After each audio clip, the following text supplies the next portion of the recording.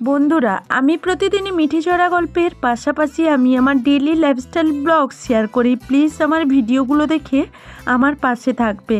আজ আমি তোমাদের সামনে নিয়ে চলে এসেছি নতুন স্বাদের নতুন ধরনের একেবারে চিংড়ির দুধপুলি পিঠা। তো চলো ভিডিওটা শুরু করে দেখাই। তো আজকের মিঠি চড়া ধারাবাহিকের নতুন আপডেটে দেখা যাচ্ছে যে শহর ছেড়ে পালাতে গিয়ে এবার পুলিশের হাতে আটক হলো কোয়েল এবং নীলু। রায়ের দাদাভাই এবং সার্থকের কড়া কমপ্লেনের ভিত্তিতে পুলিশ যখন জায়গায় জায়গায় চেকপোস্ট বসিয়ে দেয়, ঠিক তখনই বাবলু এবং বাবলুর সঙ্গী সাথীরা যখন শহর ছেড়ে পালাতে যাবে, ঠিক তখনই এই মুহূর্তে কোয়েলকে বাবলু গুন্ডা ফোন করে বলতে থাকে, দেখুন আমরা যেখানে লুকিয়ে আছি সেখানে পুলিশ কেন কেউই আমাদের খোঁজ পাবে না, তাই আপনারা যত শীঘ্রই সম্ভব আমাদের কাছে এসে আমাদের পাওনা টাকাটা বুঝিয়ে দিন এবং আপনাদের ফাইলটা নিয়ে চলে যান। কারণ আমরা যতদূর খবরাখবর পেয়েছি যে রাইকে পাওয়া যাচ্ছে না বলে পুলিশ একেবারে হুমড়ি হয়ে খোঁজ খবর নেওয়া শুরু করে দিয়েছে। কারণ ঘটনাস্থল থেকে মেরামত হওয়া কোনো তথ্য থেকে আমাদেরকে দেখা গেছে, আর সেই ছবিগুলো পুলিশ জায়গায় জায়গায় লাগিয়ে দিয়েছে। আমাদেরকে যেই দেখুক না কেন সঙ্গে সঙ্গে পুলিশের কাছে ধরিয়ে দেওয়ার চেষ্টা করবে। তাই আপনি যত শীঘ্রই সম্ভব তার কাছে এসে টাকাটা দিয়ে ফাইলটা নিয়ে যান। অন্যদিকে কোয়েল যখন চলে এসে বাবলুকে টাকা বুঝিয়ে দিয়ে ফাইলটা নিয়ে চলে যাবে, সেই সময় কোয়েল বলতে থাকে, নীলু আমাদের মনে হয় না যে এই শহরে আর কিছুদিন আমাদের থাকা সম্ভব হবে, কারণ পুলিশ যেভাবে বাবলু অবধি পৌঁছানোর চেষ্টা করছে, আর যদি একবার বাবলুকে ধরে ফেলে তাহলে কিন্তু আমাদেরকে ধরতে এতটুকুও সময় লাগবে না। তাই আমাদেরকে যদি একবার ধরে ফেলে তাহলে আমাদের রক্ষী থাকবে না। আমি বলছি কি, সবকিছু পরিস্থিতি শান্ত হয়ে যাক, আর আমাদের এই সবকিছু শান্ত হয়ে যাওয়ার পর আমরা না হলে আবার আমরা এখানে চলে আসব। কারণ এই মুহূর্তে আমাদের বোধহয় এই শহরে থাকাটা সেফ হবে না, আমরা বরং অন্য কোথাও পালিয়ে যাই চলো। অন্যদিকে নীলু বলে, তার মানে আমি তাহলে বাড়ি কবে সেল করব, আর তার টাকাগুলো আমি হাতে পাবো? এমনিতেই তো আমাদের হাত ফাঁকা হয়ে পড়ে আছে, আর এখন এই খালি হাত নিয়ে আমরা কোথায় গিয়ে থাকবো বলতো? আর খাবো বা কোথায়, আর থাকবো বা কোথায়? তখনই কোয়েল বলতে থাকে, সে সবকিছু অ্যারেঞ্জ হয়ে যাবে কোনো না কোনো ভাবে। এখন যদি তুমি এই শহরে থাকতে চাও তাহলে তুমি থাকতে পারো, আমি কিন্তু এই শহরে আর থাকবো না। দিয়াকে নিয়ে এই শহরে থাকার রিস্ক মোটেও নেব না, কারণ বাবলু যদি একবার ধরা পড়ে যায় পুলিশের হাতে তাহলে আমাদের নাম নিমিষের মধ্যেই নিয়ে চলে আসবে পুলিশের সামনে, আর সেই সুবাদে পুলিশ আমাদেরকে ধরতে এতটুকুও বিন্দুমাত্র অপেক্ষা করবে না, আর আমাদেরকে জেলে আটকে রাখে পুলিশ আমাদেরকে জবানবন্দি নেওয়ার জন্য অনেক চেষ্টা করবে। আর তখন কিন্তু আমি তোমাকে একটুও ক্ষমা করব না। সবার প্রথমে আমি কিন্তু তোমার নামই নেব, কারণ এই গোটা চক্রান্তের পেছনে তোমারই হাত আছে, সেটা কিন্তু তুমি অস্বীকার করতে পারবে না। নীলু বলতে থাকে, দাঁড়াও দাঁড়াও এক মিনিট, তুমি সবকিছুতে আমাকে দোষারোপ করে আমাকে পুলিশের হাতে ধরিয়ে দিয়ে তুমি এখান থেকে পালিয়ে যাবে, সেটা কি করে হয় বলো তো? এই শহর ছেড়ে পালাতে হয় তাহলে চলো আমরা তিনজনেই পালাই, আমি, তুমি আর দিয়া। অন্যদিকে দিয়াকে নিয়ে ছদ্মবেশ ধারণ করে একটা ট্রাকের মধ্যে দিয়ে চলে যেতে চাইলে ঠিক সেই মুহূর্তে ট্রাকটাকে পুলিশকর্মীরা যখন চেক করতে যায় তখনই নীলু আর কোয়েলকে ধরে ফেলে। তখনই পুলিশরা বলতে থাকে, আপনারা কোথায় পালাচ্ছিলেন বলুন তো? আপনাদের নামে সম্পূর্ণ রূপে আমাদের কাছে কেস ফাইল করেছে, আর আপনারা নাকি কাউকে মার্ডার করার চেষ্টা করেছেন, সেই সুবাদে আপনাদেরকে ধরা হবে বলে তাই আপনারা এই শহর থেকে পালিয়ে যাওয়ার চেষ্টা করছেন, তাই না? এত সহজে পুলিশের চোখে তো ধুলো দিয়ে আপনারা তো পালিয়ে যেতে পারবেন না, তাই এখনই আপনাদেরকে আমাদের সঙ্গে যেতে হবে থানায়।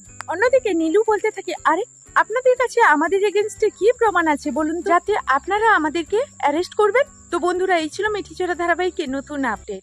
নতুন একটা ভিডিওর সঙ্গে তোমাদের সামনে চলে এলাম।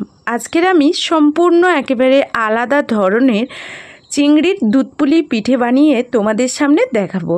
তো আজকে চিংড়ির দুধপুলি পিঠেটা বানানোর জন্য প্রথমেই আমি চলে এসেছি, যেহেতু আমার পুরটা তৈরি করতে হবে তার জন্য নারকেলটা কুড়ে নিচ্ছি।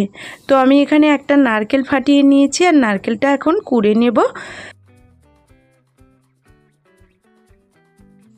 এবার আমি একটা মিশ্রণ তৈরি করব, আর তার জন্যই আমি বাটিতে মাপ করেই আমি এক বাটি চালের গুঁড়ো নিয়ে নিলাম। এক বাটি চালের গুঁড়োর সঙ্গে হাফ বাটি ময়দা এখানে অ্যাড করলাম।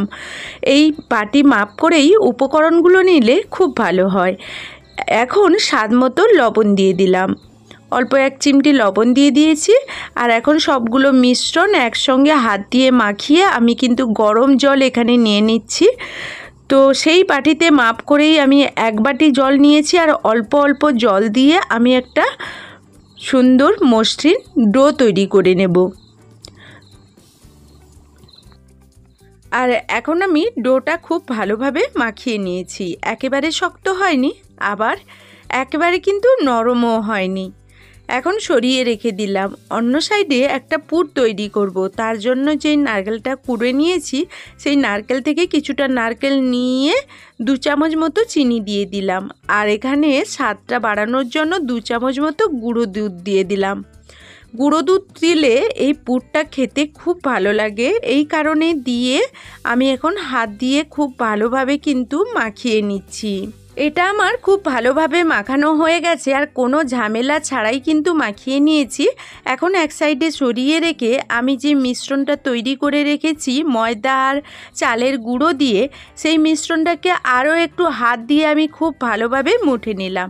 আর এই মিশ্রণটা যত ভালোভাবে মোটা হবে তত ভালোভাবে কিন্তু আমরা এই ডিজাইনগুলো তৈরি করতে পারবো। তার জন্য একটা লিচি কেটে নিয়েছি ছোট করে, আর বেলনি কাঠের সাহায্যে আস্তে আস্তে করে আমি ছোট একটা লিচি বেলে নেব।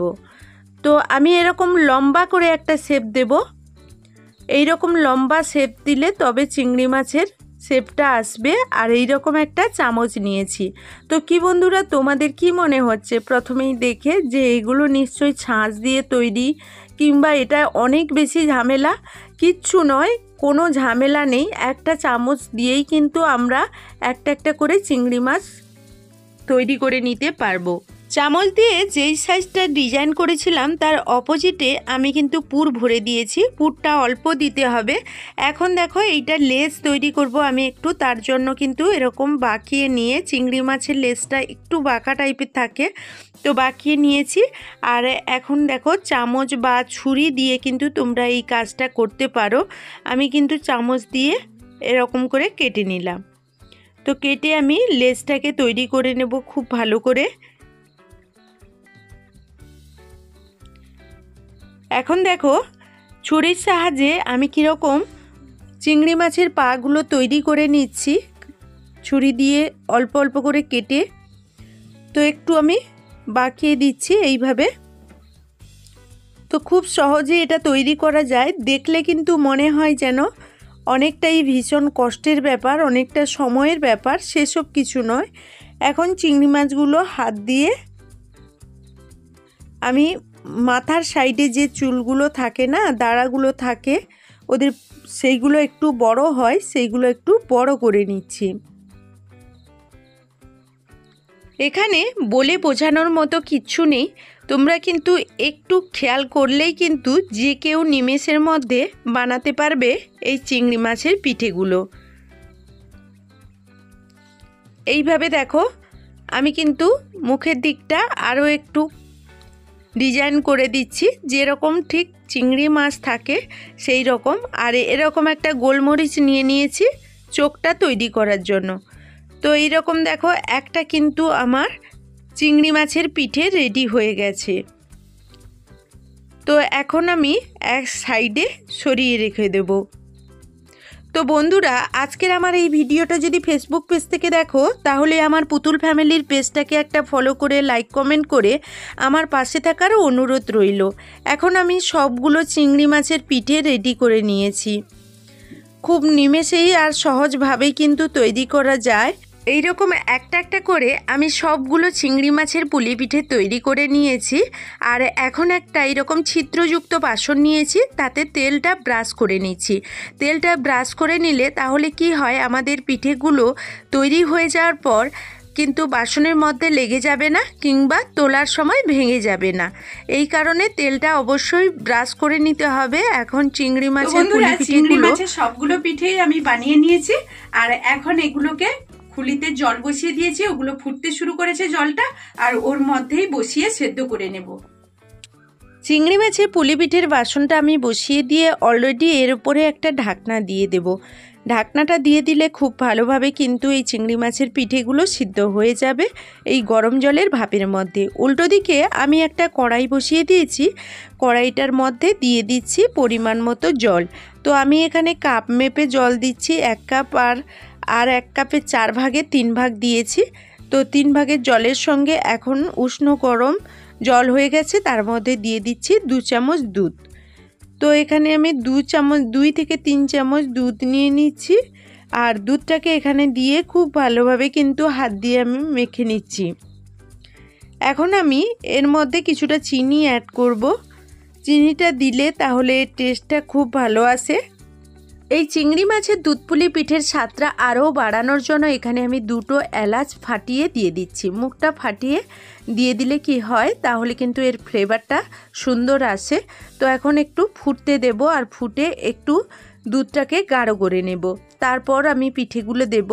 আর এই ফাঁকে কিন্তু আমার উল্টো দিকে দুধ পুলি পিঠেগুলো আমার হয়ে গেছে। এখন আমি ঢাকনাটা খুলে নেব। তো দেখো নিমেষেই কিন্তু চিংড়ি মাছের দুধ পুলি পিঠেগুলো আমার কিন্তু রেডি হয়ে গেছে। আর এটা এখন ভীষণই গরম, তাই খুব সাবধানে তোমরা একটু তুলে নেবে। তো এখন ঠান্ডা হতে দেব।